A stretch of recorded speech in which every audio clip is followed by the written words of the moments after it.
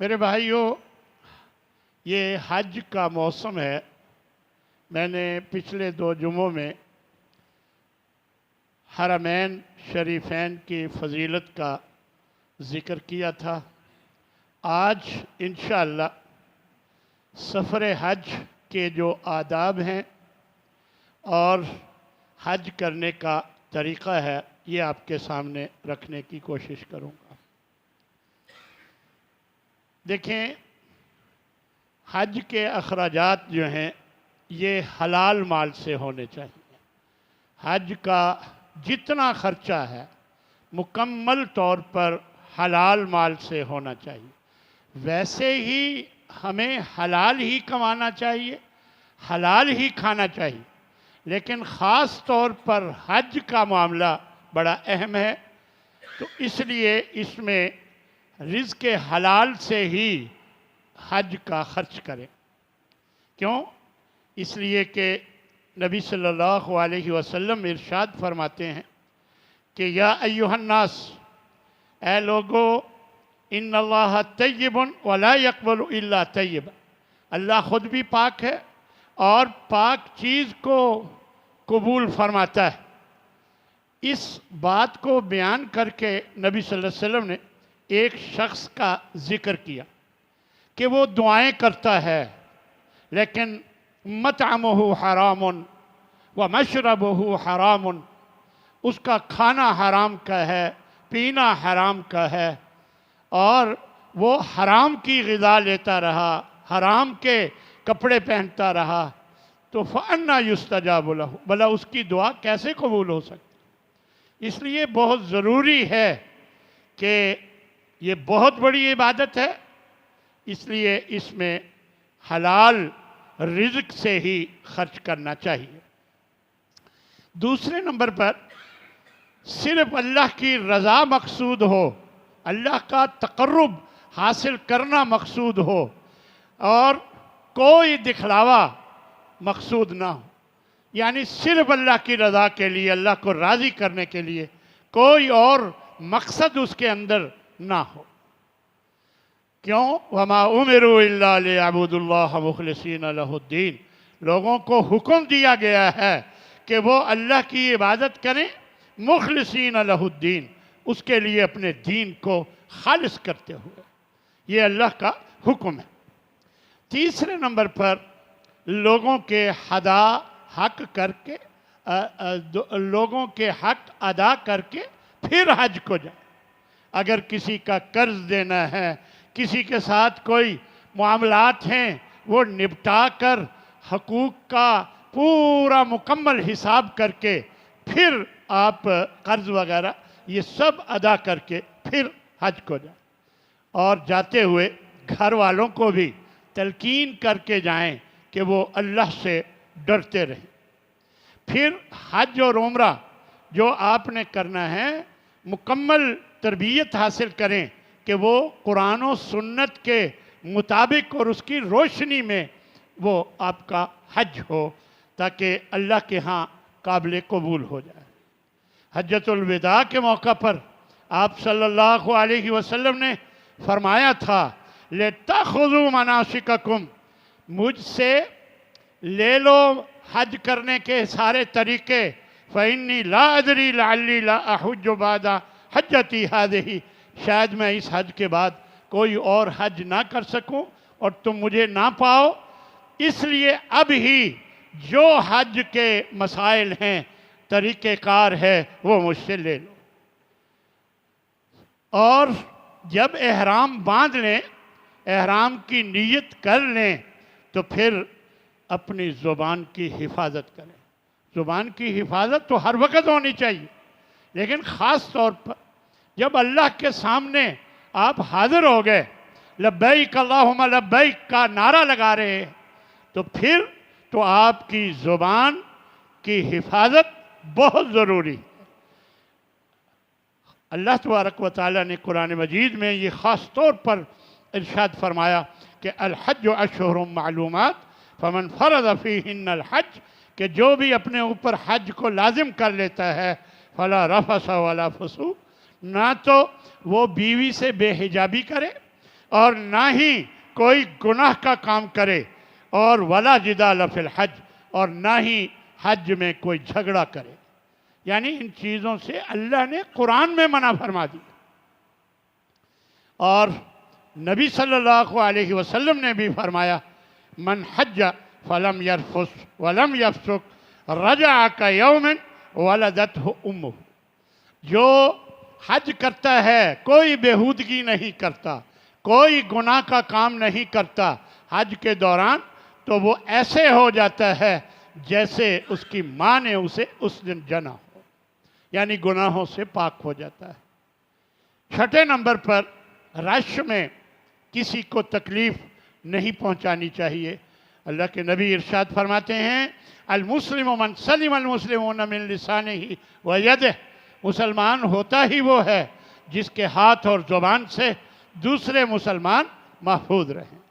لہذا رش میں خاص طور پر خیال رکھے کہ دوسروں کو تکلیف نہ پہنچا، اگر کوئی تکلیف پہنچاتا ہے تو اس سے درگزر کرے، کیونکہ اللہ کے نبی فرماتے ہیں، بلکہ اللہ تبارک و تعالیٰ ارشاد فرماتے ہیں فمن عفا، جو معاف کر دے، وَأَصْلَحَ، اور اپنی اصلاح کر لے، فَأَجْرُهُ عَلَى اللَّهِ، تو اس کا اجر اللہ کے ذمہ ہے۔ إِنَّهُ لَا يُحِبُّ الظَّالِمِينَ، اللہ ظالموں کو پسند نہیں فرماتا۔ اسی طرح 7ویں نمبر پر با جماعت نماز کا اہتمام کرنا چاہیے، اور 8ویں نمبر پر خواتین کو غیر محرم مردوں کے سامنے نہیں آنا چاہیے، بے پردہ نہیں ہونا چاہیے، یعنی وہ پردہ کر کے رکھیں گے۔ اسی طرح آپ حج تمتع کر رہے ہیں تو حج کی 3 اقسام ہیں، ایک حج تمتع، ایک حج قران اور ایک حج افراد۔ حج افراد یہ ہے کہ آپ نے صرف حج کرنا ہے، بس آپ بے شک پہنچ جائیں عرفات میں، مینا میں پہنچ جائیں اور عرفات میں پہنچ جائیں تو آپ صرف حج کرنا چاہتے ہیں تو یہ حج افراد ہے، اس میں عمرہ نہیں ساتھ ملانا ہوتا۔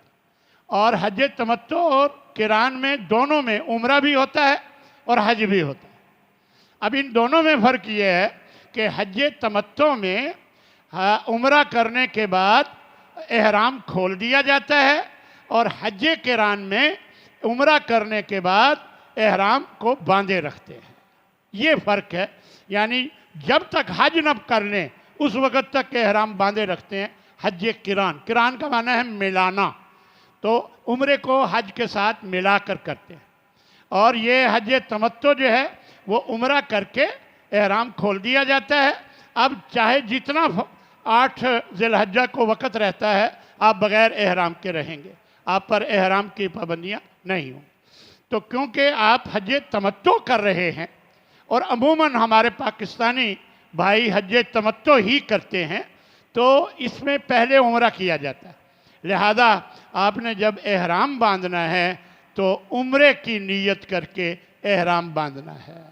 ویسے تو تمام معاملات میں نیت دل کے ارادے کو کہتے ہیں، یہاں بھی یہی ہے، لیکن حج اور عمرہ میں خاص طور پر احرام باندھتے ہوئے چند الفاظ ہیں جن کی ادائیگی ضروری ہے۔ اللہم لبیک عمرۃ، اگر آپ عمرے کا احرام باندھ رہے ہیں، کیونکہ حج تمتع میں پہلے عمرہ کرنا ہے، تو آپ نے اللہم لبیک عمرۃ، اے اللہ میں عمرے کے لیے حاضر ہوں۔ دیکھیں احرام باندھنا لازمی ہے میقات سے۔ میقات کہتے ہیں وہ جگہ جہاں سے بغیر احرام کے آگے آپ نہیں جا سکتے، وہ شریعت نے مقرر کی ہوئی، تو اس سے پہلے احرام باندھنا ہوتا ہے۔ اب ہم اپنی سہولت کے لیے گھر سے احرام باندھ لیتے ہیں یا ایئرپورٹ پر احرام باندھ لیتے ہیں اپنی سہولت کے لیے، تو ابھی آپ احرام کی حالت میں نہیں، ابھی آپ احرام کی حالت میں نہیں۔ بے شک آپ نے چادریں پہن لی ہیں، نہا دھو کر یہ آپ نے تیاری کر لی ہے، احرام باندھ لیا ہے، لیکن ابھی آپ احرام کی حالت میں وہ پابندیاں جو احرام کی ہیں آپ پر ابھی لاگو نہیں۔ اب آپ جب میقات سے گزریں گے تو آپ پر احرام کی پابندیاں لاگو ہو جائیں گی، یعنی میقات سے کے آگے جا کے۔ تو اس طرح میقات سے گزرنے کے بعد آپ نے خاص طور پر لبیک اللہم لبیک لبیک لا شریک لک لبیک ان الحمد والنعمت لک والملک لا شریک لک، یہ آپ نے تلبیہ یعنی شروع کر دینا ہے، خاص طور پر جب آپ میقات سے گزرتے ہیں۔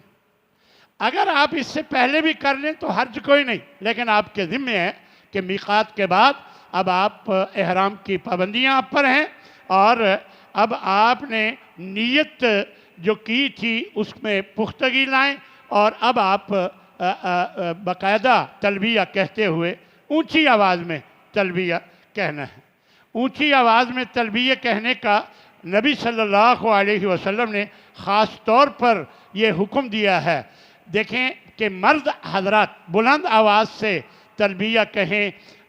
آپ فرماتے ہیں آپ صلی اللہ علیہ وسلم کہ اتانی جبریل، میرے پاس جبریل آئے، فامرنی، اور انہوں نے مجھے حکم دیا، ان آمر اصحابی ومن معی، جو بھی میرے ساتھ ہیں میرے صحابہ، تو میں ان کو حکم دوں ان یرفعوا اصواتہم بالاحلال، کہ وہ تلبیہ میں آواز اونچی کرے، یعنی یہ نبی صلی اللہ علیہ وسلم نے لوگوں کو یہ بتایا۔ اسی طرح ایک روایت میں آتا ہے نبی صلی اللہ علیہ وسلم ارشاد فرماتے ہیں کہ ما من مسلم، کوئی مسلمان ایسا نہیں کہ یلبی، کہ وہ تلبیہ کہے، الا لبا من عن یمینہ او عن شمالہ من حجر او شجر او مدر۔ فرمایا کہ جب بھی کوئی تلبیہ کہتا ہے تو جو تلبیہ کہنے والا ہے اس کے دائیں طرف، اس کے بائیں طرف کوئی پتھر ہوتا ہے یا کوئی درخت ہوتا ہے، او مدرن، یا کوئی ریت کا ذرہ ہوتا ہے، تو وہ بھی اس کے ساتھ ساتھ تلبیہ کہتا ہے، وہ بھی اس کے ساتھ ساتھ تلبیہ کہتا ہے۔ اس لیے اونچی آواز میں تلبیہ کہنا چاہیے۔ اور ایک روایت میں آتا ہے ما احل محل قط الا بشر، جو بھی لا الہ الا اللہ کہتا ہے تو اللہ کی طرف سے اسے بشارت دی جاتی ہے۔ وما کبر مکبر قط الا بشر، اور فرمایا کہ جو بھی تکبیر اللہ اکبر کہتا ہے تو اسے بھی بشارت دی جاتی۔ قیل یا رسول اللہ بالجنتی، رسول اللہ صلی اللہ علیہ وسلم سے پوچھا گیا کہ جنت کی، یعنی جنت کی خوشخبری دی جاتی ہے، جنت کی بشارت دی جاتی ہے؟ تو آپ نے فرمایا ہاں، جنت کی خوشخبری دی۔ تو میرے بھائیو، یہ بہت بڑی بات ہے کہ آپ کو تلبیہ کہنے کے نتیجے میں اللہ کی طرف سے جنت کی بشارت، بہت بڑی یہ خوش قسمتی کی بات ہے۔ اب احرام کے حوالے سے چند غلطیاں ہیں جو عموماً کی جاتی ہیں، وہ بھی ذہن میں رکھیے گا کہ احرام کے بغیر میقات کو عبور کرنا یہ غلط ہے، یعنی میقات کو بغیر احرام کے، اچھا جا کر جدہ میں باندھ لیں گے تو جدہ جو ہے وہ میقات کے بعد ہے، تو یہ غلطی ہے۔ آپ اگر ایئرپورٹ پر نہیں باندھتے تو جہاز والے بتاتے ہیں کہ یہاں اب ہم اس مقام سے گزر رہے ہیں جہاں میقات ہے، لہذا جنہوں نے احرام نہیں باندھا وہ باندھ لیں، تو وہاں باندھ لیں، وہاں دقت ہوتی ہے، لہذا اس سے پہلے ہی باندھ لیں، نیت وہاں سے کر لیں۔ تو اس طرح یہ احرام کے بغیر میقات سے اگر کوئی گزر جائے تو اس کے لیے 3 باتیں۔ پہلی بات یہ ہے کہ جہاں سے گزرا ہے اس میقات پر جائے اور احرام باندھ کے واپس آئے، یہ بہت مشکل کام ہے۔ دوسری یہ ہے کہ جو بھی میقات اسے قریب لگتا ہو اس میقات کے پر جائے اور جا کر احرام باندھ کر آئے۔ اور تیسری بات یہ ہے، اگر یہ بھی مشکل ہو، اور عموماً یہ مشکل ہی ہوتا ہے، تو تیسری بات یہ ہے کہ جہاں وہ ہے، مکہ میں پہنچ گیا تو جہاں پر بھی وہ ہے وہ مکہ میں قربانی کرے، دم دے، ایک جانور ذبح کرے، غریبوں میں بانٹ دے اور جس جگہ ہے وہاں سے احرام باندھ لے. یہ اس کا جرمانہ ادا ہو گیا اور وہ اب اپنی رہائش سے ہی احرام باندھ سکتا ہے. اسی طرح بعض لوگ خاص بنے ہوئے جوتے پہننا ضروری سمجھتے ہیں کہ چپل پہننی ہے، ہوائی چپل، اس کے بغیر ایسی کوئی بات نہیں. ٹخنے ننگے والا کوئی بھی جوتا ہے آپ پہن سکتے ہیں. جس میں ٹخنے ننگے ہیں، بوٹ ہے ٹخنے ننگے ہیں، پہن سکتے ہیں. کوئی بھی جوتا کسی قسم کا، صرف ٹخنے ننگے ہونا لازم ہے اور یہ پاؤں کا اوپر والا حصہ ننگا ہونا لازم نہیں ہے. ٹخنے کا ذکر احادیث میں آتا ہے. تو لہذا کوئی بھی جوتا پہنا جا سکتا ہے، بس ٹخنے احرام کی حالت میں ننگے ہونے چاہیے. اس کے بعد احرام باندھ کر اللہ کا ذکر کریں، استغفار کریں، تلبیہ کہیں اور زیادہ سے زیادہ دعائیں کریں، جو بھی، لیکن فضول کاموں میں مشغول نہ ہو احرام باندھنے کے بعد. اور باجماعت نماز کی سستی نہیں ہونی چاہیے. غیر محرم کے سامنے عورتوں کا پردہ نہ کرنا یہ غلط ہے. جب غیر محرم ہو تو پھر پردہ کریں، جب غیر محرم نہ ہو تو پھر پردہ ہٹا لیں. یہ طریقہ ہے عورتوں کے لیے. احرام باندھ کر فوٹو کھنچوانا، سیلفیاں بنانا انتہائی معیوب. یہ کوئی اچھا طریقہ نہیں. سیلفیاں لوگوں کو دکھلانے کے لیے تو بنائی جاتی ہیں، اور جبکہ ہم احرام باندھ کر اللہ کو دکھا رہے ہیں اور اللہ کو ہی دکھانا چاہیے. کوئی دکھلاوا نہیں ہونا چاہیے. سیلفی سے لگتا ہے کہ آپ دکھلاوا کرنے کی کوشش کر رہے ہیں. اس لیے ان کاموں سے بچنا چاہیے. اسی طرح احرام کی حالت میں کچھ کام بالکل حرام ہیں. جسم کے کسی حصے کے بال اکھیڑنا یا کاٹنا یہ منع ہے. ناخن کاٹنا یہ بھی احرام کی حالت میں منع ہے. خوشبو کا استعمال کرنا احرام کی حالت میں منع ہے. یہ میں واضح کر دوں، جب آپ احرام کے لیے غسل کر رہے تھے، ابھی آپ احرام کی حالت میں نہیں تھے، آپ غسل کے بعد خوشبو لگائیں، اپنے احرام پر بھی خوشبو لگائیں، کوئی مسئلہ نہیں. لیکن جب آپ احرام کی حالت میں ہو گئے، اب اس کے بعد خوشبو لگانا منع ہے. یہ بات ذہن میں رکھیے گا. اور اسی طرح بیوی سے صحبت یا بوس و کنار یہ بھی منع ہے. اور دستانے پہننا بھی منع ہے. شکار کرنا، خشک شکار کرنا یہ منع ہے. خشکی کا میدان. مردوں کا سلا ہوا کپڑا پہننا بھی منع ہے. اسی طرح مردوں کا سر ڈھانکنا بھی منع ہے. یعنی یہ احرام کی حالت میں چیزیں ہم نہ کریں. اور عورت کے لیے خاص طور پر یہ ہے کہ عورت، اللہ کے نبی فرماتے ہیں لا تنتقب المرأة المحرمۃ، محرمہ احرام والی عورت کو نقاب باندھنا نہیں چاہیے. ولا تلبس القفازین، اور نہ ہی وہ دستانے پہنے. تو نقاب باندھنا اور ہے، پردہ کرنا اور ہے. یہ بھی سمجھ لیں. نقاب باندھنا یہ ہے کہ آپ نے ایک نقاب لیا ہوا ہے اور اس کے ساتھ چیپی لگی ہوئی ہے اور آپ اپنے سر پہ اسے پھیر کر چیپی کے ساتھ وہ لگا کر اس کو باندھ لیتے ہیں، یہ منع ہے. اسی طرح یا رسی ہے وہ آپ باندھ لیتے ہیں تو یہ منع ہے. البتہ چادر جو آپ نے اوپر لی ہوئی ہے اس چادر سے پلو نیچے کر کے پردہ کرنا لازم ہے. یعنی نقاب کا باندھنا غلط ہے. یہ اب لوگوں نے سمجھا ہے نقاب نہ کرے کا مطلب پردہ ہی نہ کرے. ایسا نہیں ہے. نبی صلی اللہ علیہ وسلم کی جو ازواج مطہرات تھیں، آپ کی صحابیات تھیں، ان کی ذرا سن لیں باتیں کہ انہوں نے کیا بتایا. حضرت فاطمہ بنت المنذر رضی اللہ تعالی عنہ فرماتی ہیں کننا نخمر وجوہنا ونحن محرمات، ہم اپنے چہروں کو چھپایا کرتے تھے جب کہ ہم احرام کی حالت میں ہوتے تھے.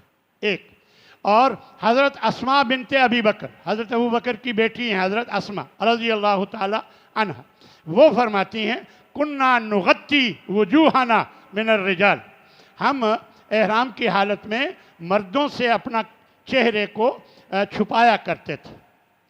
اور حضرت عائشہ رضی اللہ تعالی عنہ فرماتی کان الرکبان یمرون بنا، بہت سے سوار ہمارے ارد گرد سے گزرتے، وَنَحْنُ مَعَ رَسُولِ اللَّهِ مُحْرِمَاتٍ، اور ہم احرام کی حالت میں رسول اللہ صلی اللہ علیہ وسلم کے ساتھ ہوتے۔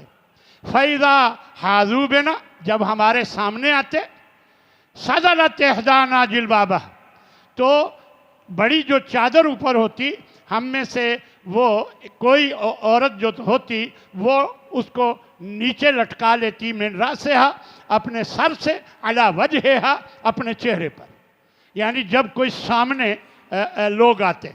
فَإِذَا جَاوَزُونَا، جب وہ گزر جاتے، کشفناہو، ہم چہرے کو یعنی چہرے سے پردہ ہٹا لیتے۔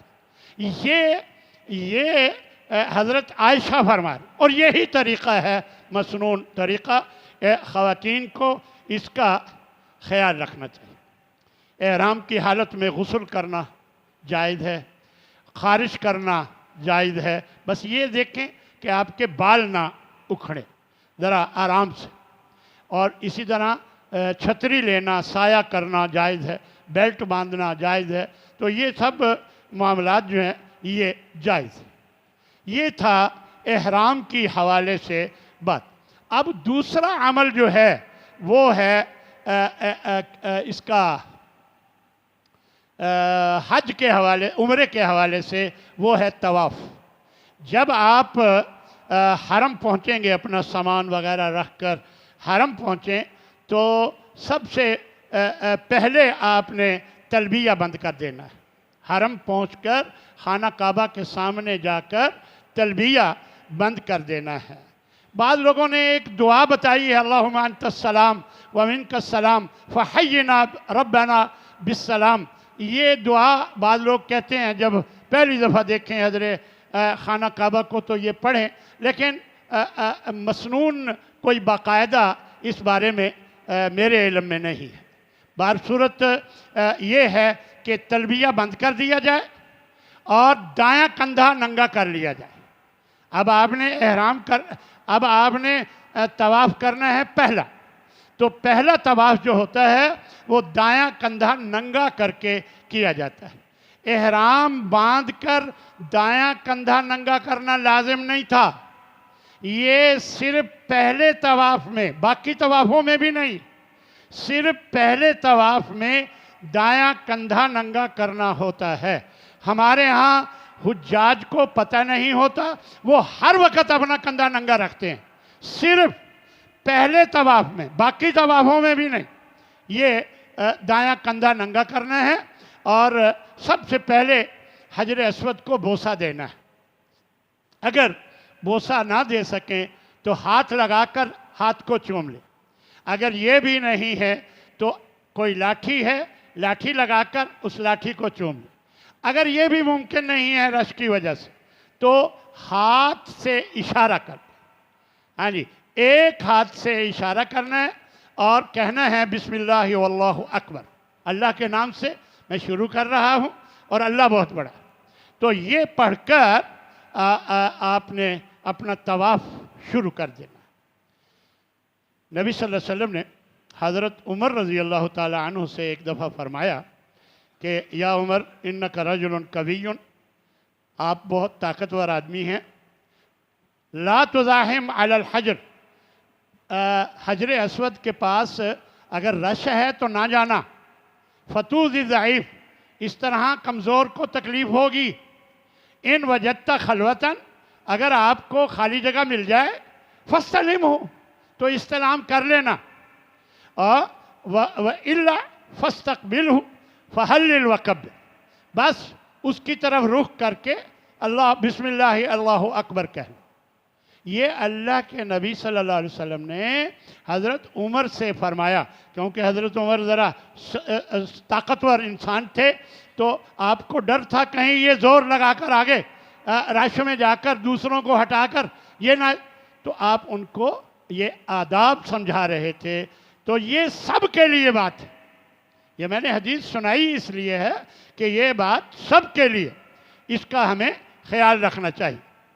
حجر اسود کے بارے میں آتا ہے کہ نازل الحجر الاسود من الجنتی، یہ جنت میں سے آیا ہوا نازل ہوا پتھر ہے. اور فرمایا آپ صلی اللہ علیہ وسلم نے وَهُوَ أَشَدُّ بِيَاضًا مِنَ اللَّبَنِ، یہ دودھ سے زیادہ سفید تھا. فَسَوَّدَتْهُ خَطَايَا بنی آدم، بنی آدم کے گناہوں نے اسے کالا کر دیا. یہ نبی صلی اللہ علیہ وسلم کی ترمذی کی یہ روایت ہے. اور ایک جگہ آپ صلی اللہ علیہ وسلم فرماتے ہیں، ذرا غور سے سنیے گا، یہ بھی ترمذی ہی کی روایت ہے کہ واللہ، اللہ کی قسم، لَيَبْعَثَنَّهُ اللَّهُ يَوْمَ الْقِيَامَةِ لَهُ عَيْنَانِ، اللہ تبارک و تعالی حجر اسود کو قیامت کے دن دو آنکھیں دے گا. یبصر بہما، وہ ان سے دیکھے گا. وَلِسَانٌ، اور زبان دے گا. يَنْطِقُ بِهِ، وہ اس سے بولے گا. يَشْهَدُ عَلَى مَنِ اسْتَلَمَهُ بِحَقٍّ، جس نے بھی صحیح طریقے سے اس کا استلام کیا ہوگا. استلام میں بوسہ بھی شامل ہے، استلام میں ہاتھ لگا کر چومنا بھی شامل ہے، یہ بھی استلام ہے. اور استلام میں لاٹھی لگا کر چومنا بھی استلام ہے. اور اگر یہ سب کچھ نہیں، اشارہ کرنا، یہ بھی استلام. جس نے بھی استلام کیا وہ اس کی گواہی دے گا. حضرت عمر رضی اللہ تعالیٰ عنہ کے بارے میں آتا ہے کہ وہ حجر اسود سے ایک مرتبہ مخاطب ہو کر فرمانے لگے کہ انکا حجرن انی اعلم، مجھے پتہ ہے، انکا حجرن، بس تو ایک پتھر ہے، لا تضر ولا تنفع، نہ تو نقصان دے سکتا ہے اور نہ کوئی فائدہ پہنچا سکتا ہے. لولا انی رأیت النبی صلی اللہ علیہ وسلم یقبلک، اگر میں نے نبی صلی اللہ علیہ وسلم کو نہ دیکھا ہوتا کہ وہ آپ کو بوسہ دے رہے تھے، ما قبلتک، میں کبھی تجھے بوسہ نہ دیتا. یہ بخاری مسلم کی روایت ہے. تو یہ طواف قدوم جو ہے، پہلا طواف، اس میں یہ کندھا ننگا کرنا دایاں، یہ اضطباع اصطلاح میں اسے کہا جاتا ہے. یہ پورے طواف میں لازم ہے. طواف قدوم میں ایک اور چیز بھی خاص ہے، وہ بھی طواف قدوم میں پہلے 3 چکر میں رمل کرنا ہے، اور یہ مردوں نے کرنا ہے. تھوڑا سا اچھل اچھل کر پہلوانوں کی طرح چلنا ہے، لیکن یعنی دوسروں کو کونیاں نہیں مار، یہ ذہن میں رکھیں. یعنی پہلوانوں کی طرح تھوڑا سا. یہ دراصل اس دور میں مشرکین کو پر روب ڈالنے کے لیے یہ کہا گیا تھا. اب ایک چیز شریعت میں آ گئی تو اب بھی اسے کرنا چاہیے. اس وقت اتنا رش بھی نہیں ہوتا تھا، کرنا بھی آسان ہوتا تھا، لیکن اب کرنا مشکل ہے، لیکن کرنے کی پوری کوشش کرنی چاہیے. اور یہ مردوں کے لیے ہے رمل، عورتوں کے لیے نہیں. میرے بھائیو، دوران طواف 7 چکر لگانے ہیں. دوران طواف باتیں نہیں کرنی، ذکر، اذکار اور دعائیں، تلاوت، درود شریف جو آتا ہے پڑھیں، لیکن باتیں کرنا جو ہے یہ مناسب نہیں. اور جو ہمارے ہاں پہلے چکر کی دعا، دوسرے چکر کی دعا، تیسرے چکر کی دعا، اس کا کہیں شریعت میں کوئی ثبوت نہیں ہے. لیکن دعائیں بہت اچھی ہیں، جس چکر میں مرضی پڑھ لیں، یہ ضروری نہیں. اچھا، ایک اور بات کہ دعاؤں کو اونچی آواز میں پڑھنا یہ بھی درست نہیں ہے، بلکہ اللہ نے قرآن مجید میں فرمایا وَاذْكُرْ رَبَّكَ فِي نَفْسِكَ، اپنے رب کو یاد کر اپنے دل میں، تضرعاً، عاجزی کے ساتھ، وخیفتاً، اور ڈر رکھ کر، اور فرمایا وَدُونَ الْجَهْرِ مِنَ الْقَوْلِ، آواز اونچی نہ کر، بغیر اونچی آواز کے. تو اس سے معلوم ہوتا ہے کہ اللہ کا ذکر ہو رہا ہے تو وہ یعنی جیسے ہمارے ہاں نعرہ لگایا جاتا ہے، تو یہ ہاں بعض لوگوں کو آتا نہیں ہے پڑھنا، تو اگر کوئی پڑھوا رہا ہے تو میں سمجھتا ہوں چل جائے گا، گزارا ہو جائے گا. لیکن لوگ بغیر اس کے بھی اونچی آواز میں یہ کر رہے، تلبیہ تو بند ہو گیا، اب دعائیں ہی دعائیں ہیں۔ یہ پورے طواف میں آپ نے دعائیں کرنی ہیں، جو بھی آپ کر سکتے ہیں۔ جب آپ نے 7 چکر پورے کر لیے، ہر چکر حجر اسود سے شروع ہوگا، حجر اسود پر ختم ہوگا، یہ ذہن میں رکھیے۔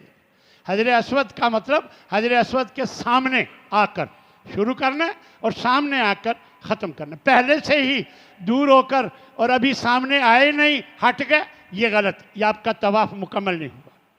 تو اس طرح سے یہ خیال میں رکھنا ہے کہ سامنے انہوں نے نیچے لائن بچھائی ہوئی ہے اور ادھر سبز لائٹیں رکھی ہوئی ہیں تاکہ آپ کو پتہ چل جائے کہ آپ سامنے آ گئے ہیں۔ رش کی وجہ سے بعض اوقات پتہ نہیں چلتا، وہ پتہ چل جاتا ہے کہ آپ سامنے آ گئے ہیں۔ تو اس کے مطابق آپ کر لیں، اور جب تک حجر اسود پر ختم نہیں کریں گے آپ کا طواف مکمل نہیں۔ طواف آپ کا اب مکمل ہو گیا۔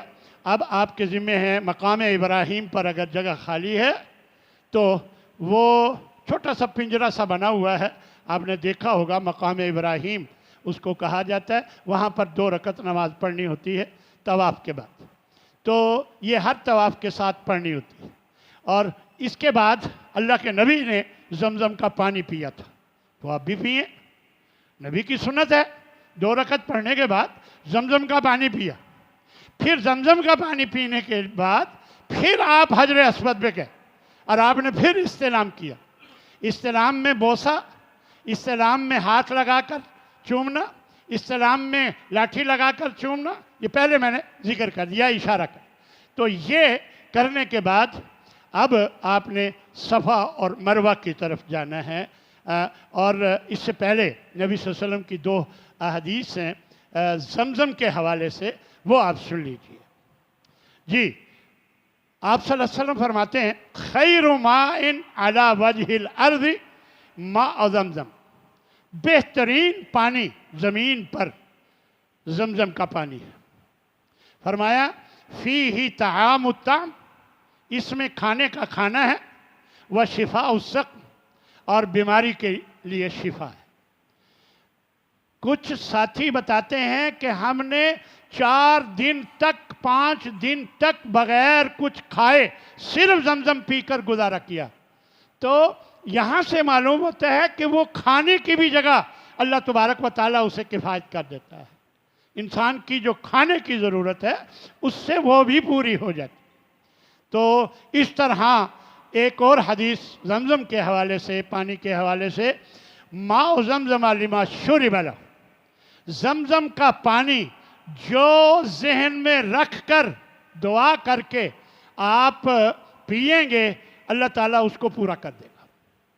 آپ نے اپنے بچوں کے لیے دعا کیا، اللہ میرے بیٹوں کو نیک بنا زمزم پیتے ہوئے، اے اللہ میرے بچوں کو نمازی بنا، اے اللہ میری بیگم کو میرا فرما بردار بنا، اور مجھے اپنی بیگم پر کسی قسم کی زیادتی کرنے سے بچا۔ آپ نے دعا کی فلسطین کے مسلمانوں کی، اللہ وہ قبول کرے گا۔ آپ نے جو دعا کی، آپ نے جو دعا کی کہ اللہ ہر قسم کی بیماری سے مجھے نجات دے، یا فلاں کے لیے اے اللہ جو بیمار ہے اس کے لیے میں یہ دعا کرتا ہوں اسے نجات دے۔ اپنے مسلمان بھائی، اللہ کو بہت اچھا لگتا ہے جو بندہ اپنے بھائیوں کے لیے دعا کرتا ہے۔ تو زمزم پیتے ہوئے جو دعا کی جائے اللہ اس کو قبول فرماتا ہے۔ یہ اس حدیث کا مفہوم ہے۔ اب آپ نے صفا اور مروہ پہنچنا ہے۔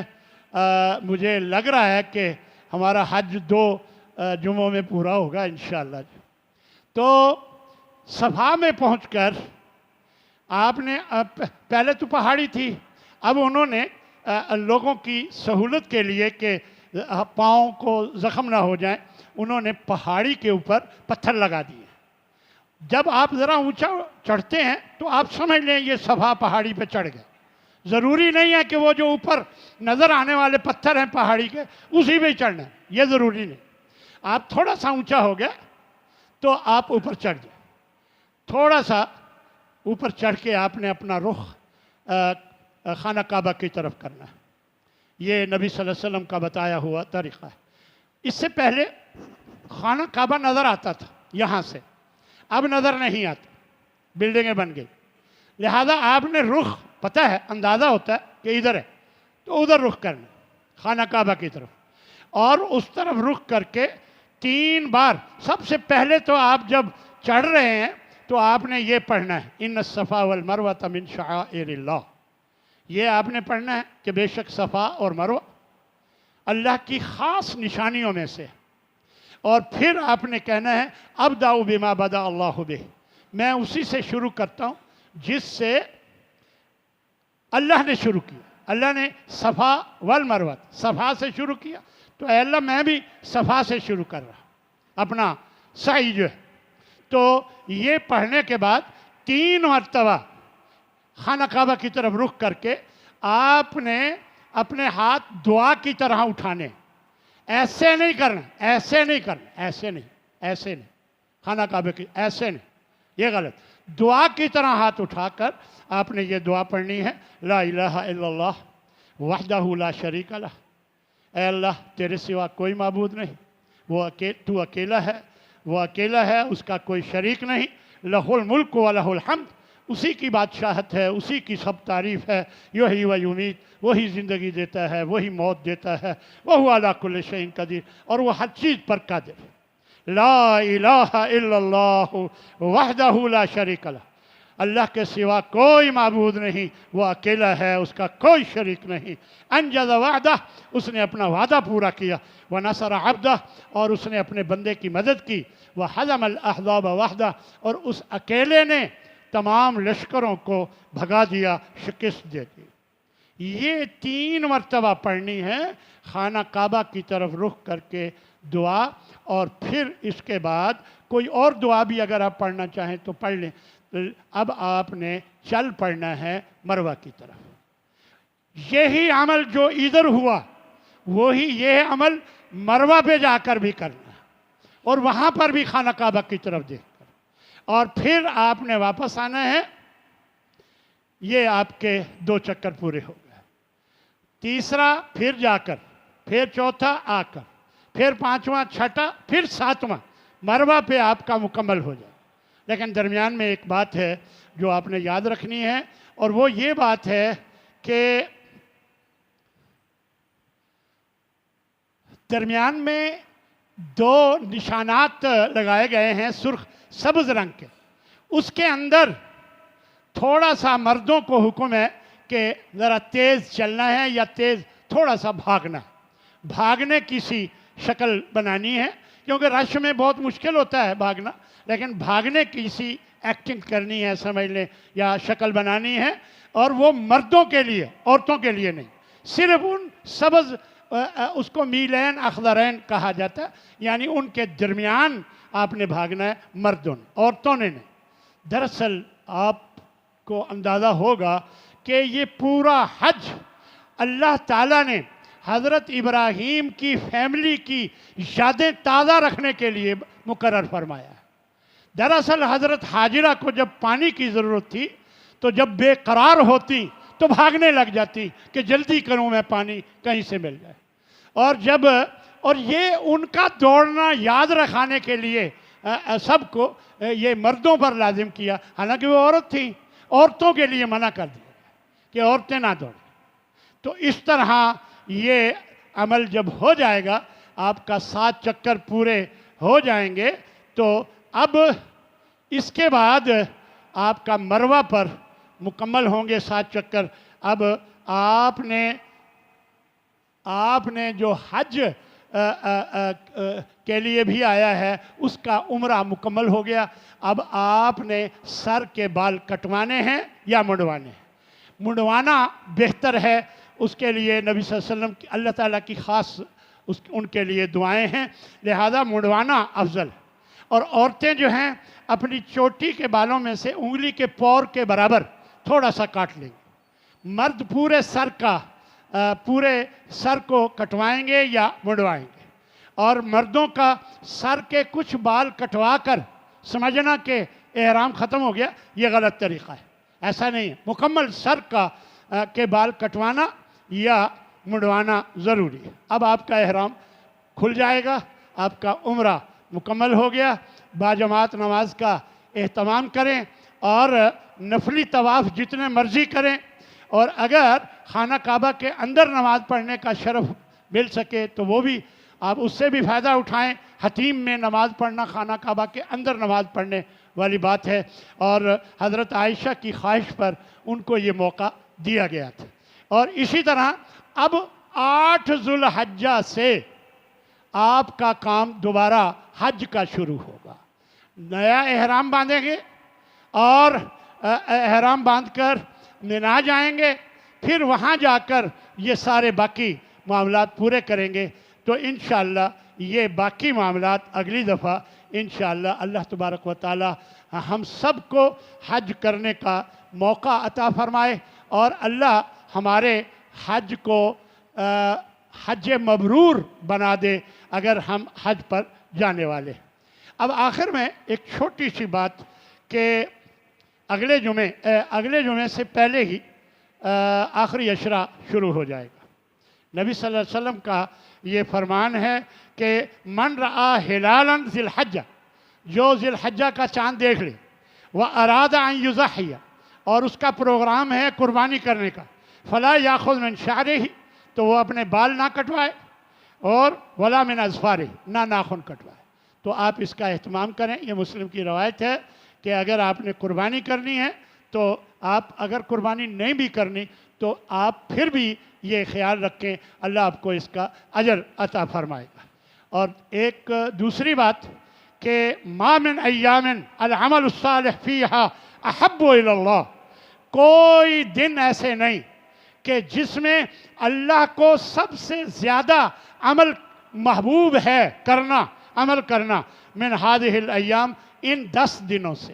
یہ جو ذی الحجہ کے پہلے 10 دن ہیں، ان 10 دنوں سے بعض علماء نے لکھا ہے کہ رمضان کے آخری عشرے سے بھی زیادہ اجر و ثواب ہے، رمضان المبارک کے آخری عشرے سے بھی زیادہ اجر و ثواب ہے، یعنی ان دنوں میں عبادت کرنے کا۔ فرمایا یا رسول اللہ، صحابہ نے پوچھا ولل جہاد فی سبیل اللہ، اللہ کے رسول جہاد فی سبیل اللہ سے بھی زیادہ اجر ہے؟ قال ہاں ولل جہاد فی سبیل، جہاد فی سبیل اللہ میں بھی اتنا اجر نہیں ہے سوائے اس شخص کے جو اپنا مال بھی اور اپنی جان بھی لے کر میدان میں لڑا اور شہید ہو گیا۔ خیر اس کے درجے کو تو کوئی نہیں پا سکتا، باقی جو ہے جہاد کرنے سے بھی زیادہ افضل ہے۔